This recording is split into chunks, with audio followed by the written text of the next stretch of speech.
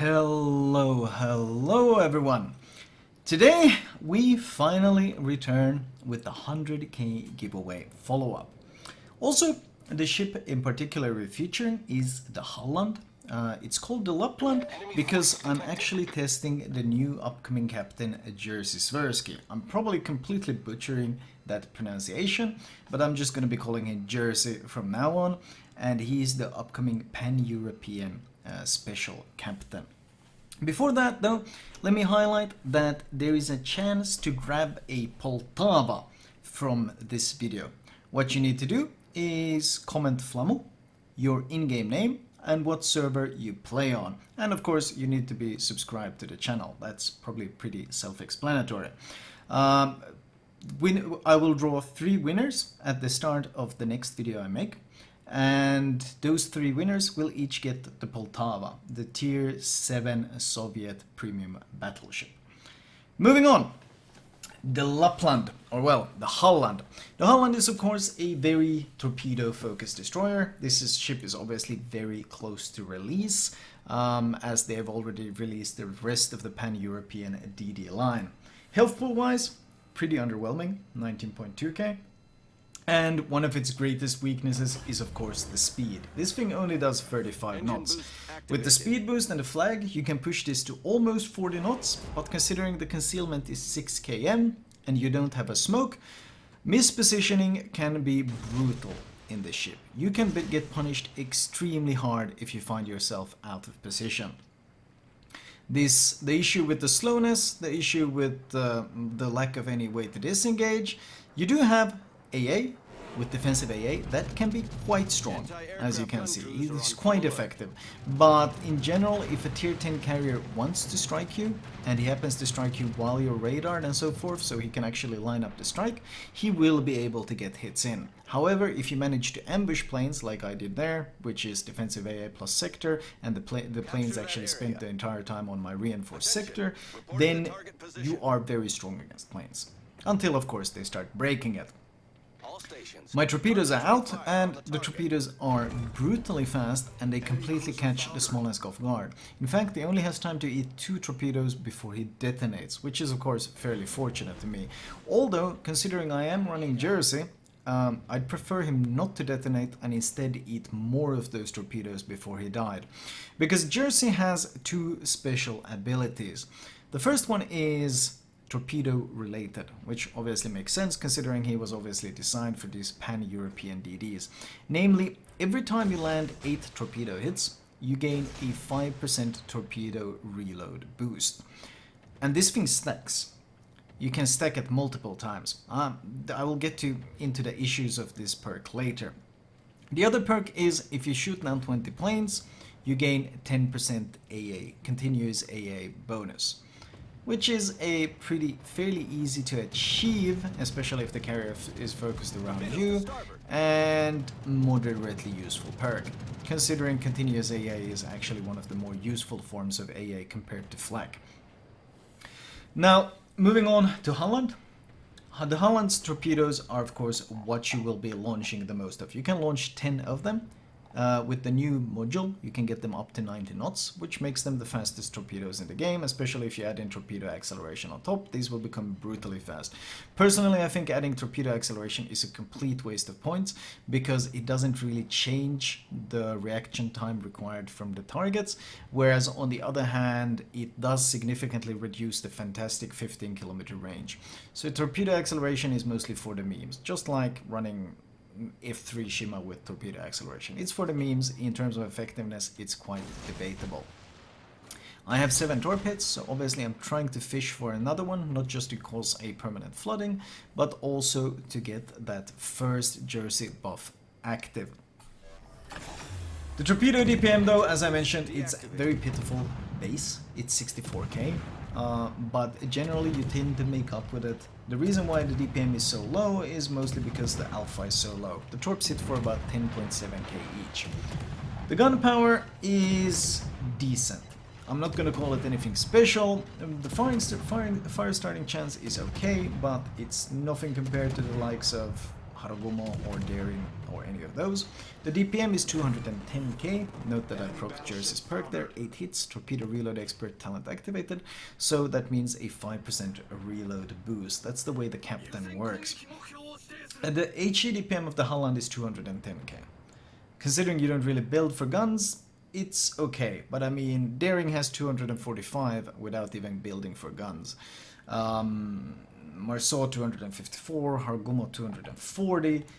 Generally, you will, even the gearing has 216, which means the gearing straight up outguns you. Although gearing doesn't build for guns like the Halland does either, but in a straight up fight, expect to have a rough time, especially considering your base health pool is so low. You do have your heal to slightly compensate, but of course the heal isn't any sort of super powerful heal. With the full flag and with the flag and running survivability expert like I am, the maximum amount you can heal per heal is 3.8k. Now with 3 heals that does add up to almost 12k extra health, so it's nothing to scoff at, but it's of questionable use in these straight up engagements. Usually if in a straight up fight you will benefit from one, and hopefully you have killed him or forced him to disengage, because if he's chasing you, especially if it's a pure gunboat like the Daring can quite easily just kill the Lapland. Because the Lapland is too slow to disengage and Lapland's concealment is too poor, and Daring's DPM is just so brutal. Interesting. I tried to follow my torpedoes, but it seems like it's bugged out a bit on the replay. It doesn't really show where they're going. I need to keep that in mind, that might bug out sometimes. Regardless, the fast torpedoes finish off the Yamato, and so far we are maybe clawing our way back into this game. Note that we're fairly far behind in this game. We've lost 5 ships, they've only lost 3, and they also have a cap advantage, so I'm pushing into the objective. I have covered Halland before, and the ship hasn't really changed much since then. I think it's, well, they nerfed it a bit. I still think it's a fun ship. It's very much a pure torpedo boat. It lacks Shimakaze's incredible alpha damage and its ability to just devastate ships. But on the other hand, you tend to score a fair bit of torpedo hits because the torps are so fast and so stealthy, and the range is so good and the reload is so fast that it does kind of make up for it, and I think Halland is a pretty enjoyable experience to play. Jersey though, the captain that's being tested. I do have some issues. Well, first of all, I think the whole concept of special captains with special abilities is a poor idea. Let's get that out of the way. I think it's a poor idea because I don't think you should have special advantages over others because you happen to be running a captain that has them, especially if it's something you have to spend coal or some special unlock. Ships should be equal, and it should be your build and skill that decides, not the fact that you happen to run something special. Now, Jersey isn't anywhere near the power of something like Kuznetzov. Kuznetzov is, of course, note that I'm accelerate juking these Devon shells, I accelerate, stop, reverse, and so forth to juke them long enough to actually secure this cap for our team, to give us a chance to get back into the game. Kuznetzov is, of course, an extreme example. His special will to live, or whatever it's called, is of course horrendously broken, and it synergizes extremely well with Soviet ships, so it gives them a really unfair advantage. Jersey is nowhere near as powerful. The 5% torpedo reload, well, by the time it actually becomes a significant bonus, is usually by the time the game is basically over. You need to land 16 torps just to get a 10% buff out of it. Many other ships get their 10% buffs much easier. Let's say Gunther Lutyens in a Hindenburg, it's so much easier to farm those hit ribbons. What is it, 140 hit ribbons? Same thing with the Venezia, it's much easier to farm his 10% consumable duration just by farming, what is it, 100 hits. They are all much easier to achieve than getting 10% with this ship. Because 16 torpedoes, generally, you need a lot of things to work out well in order to land torps, whereas landing shells in a cruiser is just so much easier. It does have the improved AR though, which is a nice bonus. The other issue is, of course, the improved AA, the 10% improved. First of all, 10% continuous isn't really that big of a buff on a DD, because most of the time, by the time you have reached that, you have been struck by a carrier, or you have been shot at to the extent that you have probably already lost more than 10% AA. So what it really does is kind of help negate some of the AA you lose throughout the match. So Jersey's abilities are not that powerful. They are really not that special. I assume you're going to get Jerzy, you're getting Jerzy through the upcoming campaign, so it's a free captain. It's a nice bonus to pick up, but generally he's most useful because of his special AR. His AR gives you 0.25% reload per percentage health lost, compared to the normal one that gives you 0.2. So it's just like the French Honor captain. So getting him is more for the passive than for any of his active buffs. Another issue, of course, with getting his 16 torpedo hits achievement, or getting his 16 torpedo hits thing, is that by the time you've landed 16 torpedoes, the game tends to be mostly over. That's a whole lot of torpedoes to land in a single match. If you happen to get 15% bonus, which is 24, then the game is almost guaranteed over. It's kind of like Yamamoto's Kraken ability. By the time you get... Well, honestly, in all the games I've gotten Yamamoto's Kraken ability to proc, I would say in perhaps 29 out of 30, it's when the game has already been done and dusted, and I barely get a chance to even shoot with my improved reload, and the game is done. Jerzy is kind of like that, except his buffs are significantly more gradual and not nearly as game-changing. That's not to say he's not a good captain.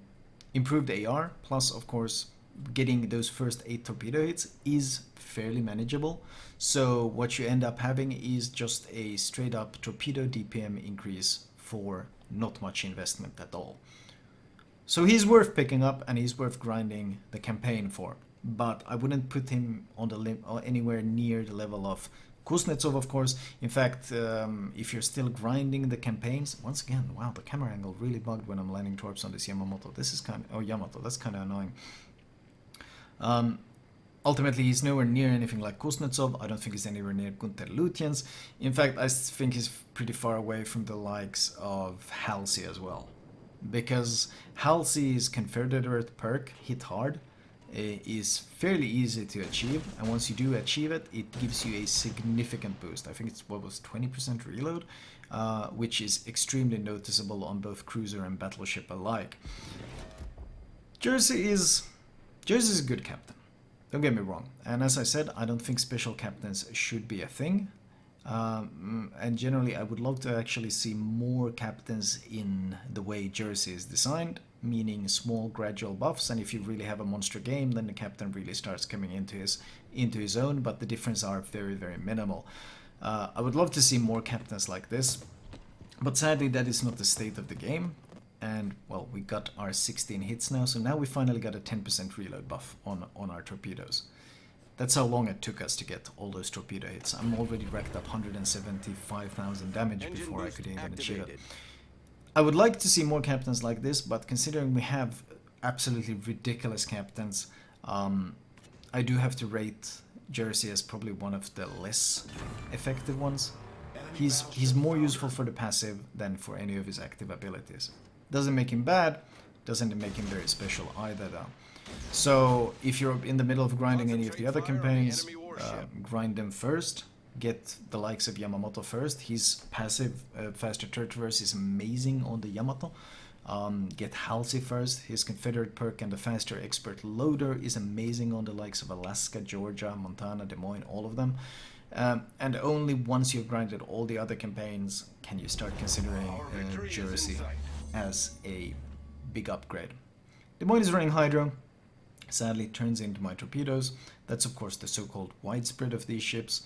I'm trying to keep him occupied. There's a Hayate somewhere down here. I'm not sure what health pool the Hayate is at right now.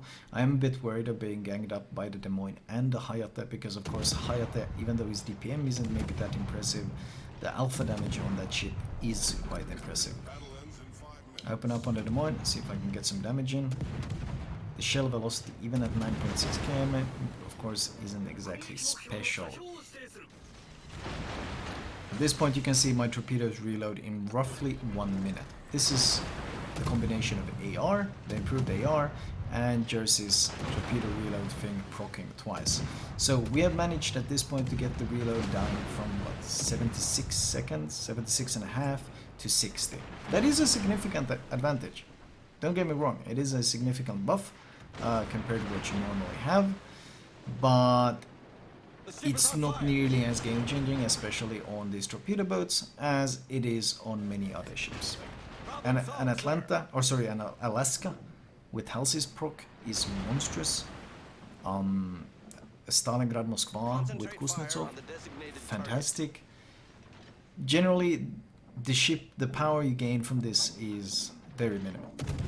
Not really easy to notice. But it is there, and it is worth grinding, and especially if you plan on doing any competitive, or if you're a min-maxing type of guy like I am, then obviously you should grind a captain. It is a straight up competitive advantage to have him, so there is no reason not to get him. The Moin does survive with 2.5k, hiding behind the island. I'm wondering what the hell my Conqueror and Kremlin are doing up here. Conqueror finishes off the Des Moines, and at this point it looks like this game is starting to look pretty done and dusted. Unless, of course, the carrier manages to finish off the Shimakaze. But the Shimakaze has enough health to disengage. I'm trying to close the distance with him to see if I can maybe provide some healing and some support to keep him alive. Overall, though, a carrier has left the fighter plane, which kinda seems to discourage the Midway from engaging on the Shima too hard. Oh, no, he's actually gonna go in. The sad part is, of course, the fighter planes take far too long to activate. In my opinion, it's second you enter that fighter plane area, they should instantly go gung-ho on the squad, but for some reason they are so very slow to activate. Hayate, moving north, being harassed by the Hakuryu. It looks like Shima is opening up, everyone is opening up. At this point I'm just wanting to see if I can maybe catch him with the torpedoes. And I'm still not even in gun range. That's something I didn't even highlight. When you don't build AFT or gun range in any way on the Lapland or the Halland, sorry, your default gun range is actually 10.4. And considering you don't have access to smoke, you are not really much, and you're not fast enough to actively dodge, you're not really much of an open water gunboat. Midway, trying to go past me, I activate AA, activate defensive, and set the sector. And especially if you eat some of the flak, like there, you can see that 10.5k. So if carriers fly into your flak clouds in the ship, you can do a lot of damage with them. But keep in mind, of course, it still takes you so long to kill the planes that if it's a rocket plane, he can just turn in and strike you instead. So by no means are you immune to carriers, you can simply be a nuisance to them when they're striking other targets. Points stick out, they only have a carrier remaining. I think our Kremlin is AFK, and there's no way they can recover from this match anymore. Game ends with, well, about 1 minute remaining, 193,000 damage, 19 torpedo hits, 13 planes shot down, 4 kills in total, 1 cap and 1 assist cap. Now, team score wise, 2.7k base, which is of course pretty good. It was a full tier 10 game with a carrier, so obviously you should never complain about decent results. Detailed report wise, 77 HE shells, not really much damage, 19 torps, 145k, probably a bit boosted damage there considering Smolensk detonated from the second torpedo. But overall, these torps, as mentioned, they don't hit particularly hard. Another 20k flooding, 12k fires, not too much. Defensive AA cost 36k. Damage received, I used all my heals, but ultimately I think I only managed to tank 24,000. Actually, I did have, what, 7-8k health left, so it does add up to that expected 30 and a half about k. Overall, the ship is good. The Halland is a good, fun ship, and Jerzy is a good captain that synergizes fairly well. But if you're expecting something on the likes of Kuznetzov, which I consider must-have, or Sansonetti, which I consider a complete game changer for the likes of Venezia, it's nothing like that. It's a small, gradual buff that tends to build throughout the game and improve. That's not a bad thing. I think more captains should be like this, but sadly that is not the state, and as it is right now, don't lose sleep if you don't unlock Jerzy that quickly. Trust me, you'll survive. let me show you guys my recommended build for this ship. Right, as usual, let me start with the modules.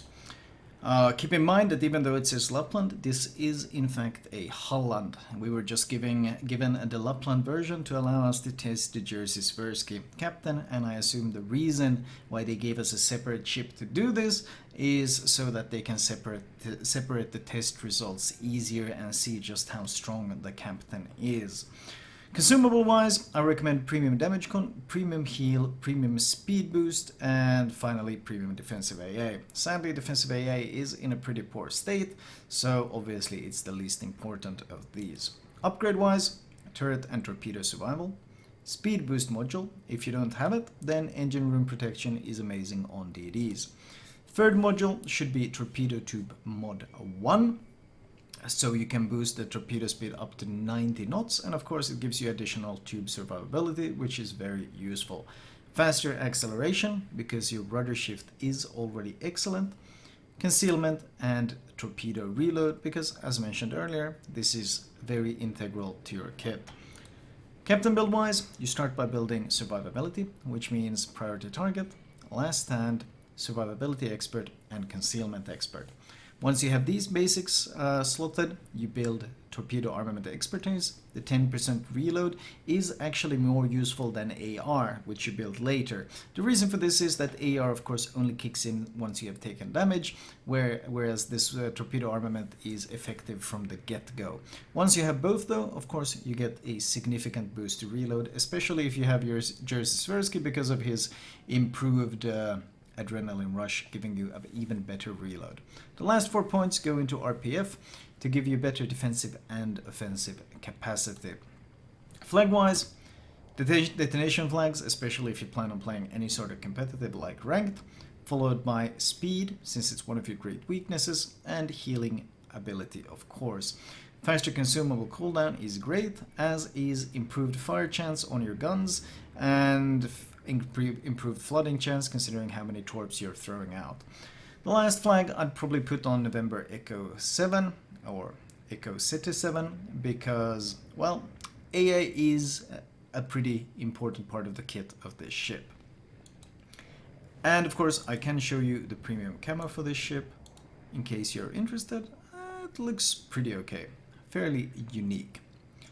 As always, thank you for watching, thank you for tuning in. If you enjoyed the content, I do appreciate it if you want to drop me a sub. I will most likely see many of you tomorrow for the continuation of my 100,000 followers giveaway, which was sadly delayed because, well, I had strep throat, which made any sort of streaming fairly impossible. Anyway, I'll talk to you guys tomorrow. Have a fantastic rest of the evening.